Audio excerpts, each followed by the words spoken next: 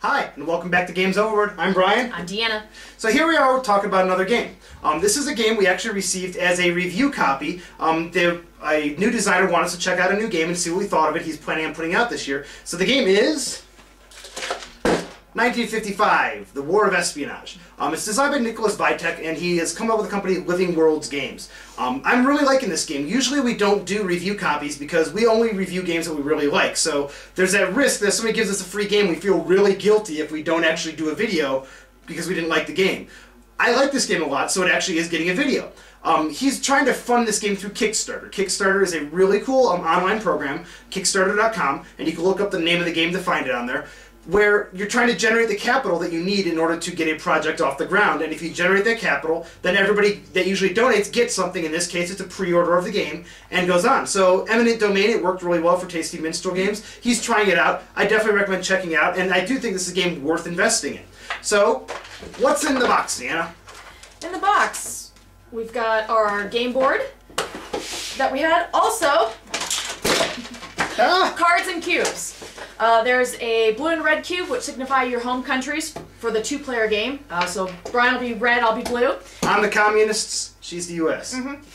So blue, like you said, represents the democratic countries such as the U.S., UK and France. And then Brian will be playing as the USSR, Hungary, and Poland.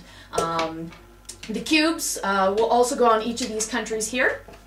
And that's what's came in our box. So, do note that the things might look a little different in the final copy. This is a review copy. I'm pretty sure Nick made it by himself in his basement, which is really cool, and it's actually really good quality already. The artwork is really good on the cards. Obviously, it's going to be a better card stock, but he sent it to us in covers, which is really nice. So, at the beginning, each person gets to choose their country that they're going to represent. And if I'm the red spy, I have to pick one of the red countries. If she's the blue spy, she has to pick one of the blue countries.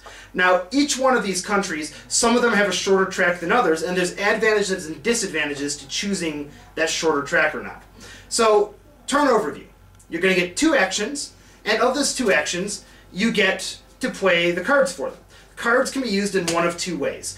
There's actions and special stuff on them. I'm not going to go through all of them. There's an appendix. You can look them up online, I'm sure by now, which allow you to do fancy stuff. Or you can use it for the basic thing, which is in the upper right-hand corner. There's a country flag and a number. That tells you the influence number that you can influence in different countries around the board. Kind of like in Twilight Struggle. If you've played that before, you get to influence different countries towards your ideology by using those cards. And you can do that in 3 different places. You can always do it in your home country. No matter where in the world your spy is, you can always influence your home country. Or you can influence the country you're in because you're there. Or you can influence any country that matches the symbol. So even if I'm over in France, I can still influence Hungary on the other side of the world if I have a card that has Hungary on it. There's little semantics and little bonuses you get depending on where you are at on the board and what card you're playing. We're not going to go into that, but suffice to say it leaves you lots of different options and ways to be sneaky in this game. Then after you play your 2 actions, you're going to draw up to 5 cards, 6 unless you get one of the bonuses that's in the game. Then you can go ahead and choose to move your spy, your speeple. You can move that to any country, and that'll come in handy for blocking. Well, you're going to move your spy all the way around the country, and that's important because sometimes if you don't have the cards you need, but you need to influence, you need to be in that country to influence it. But even more importantly, if you think that a spy is going to do some major damage in a country, if you're in the same country that they're in, you can block them by playing influence cards equal or greater to what they played in order to counteract the things that they're trying to do. So moving your spy around the countries is really important. Blocking becomes a very important part of this game. The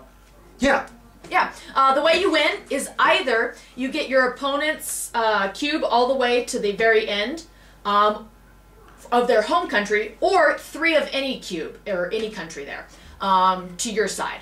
Those are the 2 ways you can win. Well, and so it's a very tug-of-war kind of game. Deanna's going to move some cubes my way, I'm going to move some her way. I usually hate these kind of games. I think that the tug-of-war just gets really boring because I'm going to move 2 cubes and then she's going to go over there and move 2 back and forth. And it really felt that way the first time we played the game, to be honest. The first play felt like this, like a tug-of-war, and it was kind of boring. And some of the cards I was reading, I was like, well, that's really stupid. I'd never use that. I'm going to use it for the influence instead. The special action seemed really stupid. Wow, it sounds like we hate the game. Until the second time we played. Until the second time we played. And then it takes on a whole new kind of face to it. And it becomes a lot sneakier. It actually does feel like you're being a spy because you need to position your guy in a country so they're a little bit scared of that country going over, but then so they move over there, and now they've wasted your turn, you can find, through some of these cards, to jump to another country really quick and do some major damage over there. So as it goes on, and as you play more games, especially against the same person, when you learn their tendencies, it becomes a lot more fun, and this is why I like the game. You have to be sneaky, you have to bluff a lot, and you have to use all these cards to your advantage. Sometimes you're going to have to use the card for the special ability when you really want to use it to influence one of the countries on the board. I like the game a lot. I think it's really interesting. It's really good for the length of time and the investment you put into it. It is a great game. Is it one of the best games I own?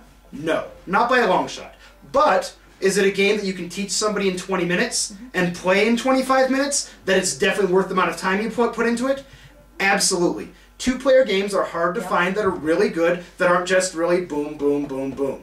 Lost Cities is a great game.